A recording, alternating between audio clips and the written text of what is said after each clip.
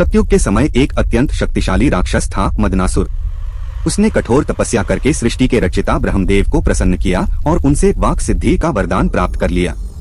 इस वरदान का अर्थ था कि उसके मुख से निकली हर बात तुरंत सत्य हो जाती थी। धीरे धीरे मदनासुर ने इस शक्ति का दुरुपयोग करना शुरू कर दिया। वह जिसे चाहे शाप देकर नष्ट कर देता और संसार में भय और विनाश फैलाने लगा। देवता, ऋषि और मनुष्य सभी उसकी शक्ति से त्रस्त हो उठे। जब स्थिति इतनी गंभीर हो गई कि सृष्टि का संतुलन बिगड़ने लगा, तब भगवान विष्णु ने समाधान खोजने का निश्चय किया।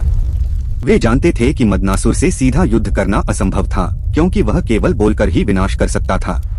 इसलिए उन्होंने सौराष्ट्र के हरिद्रा सरोवर के तट पर कठोर तपस्या की। उनकी तपस्या से प्रसन्न होकर सरोवर के पीले जल से एक दिव्य महाशक्ति प्रकट हुई, माँ बगलामुखी।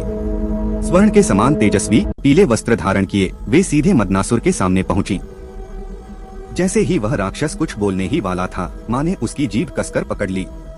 उसकी समस्त शक्ति उसी क्षण समाप्त हो गई। माँ ने अपनी गदा उठाई, परंतु भयभीत मदनासुर ने मन ही मन क्षमा मांगी।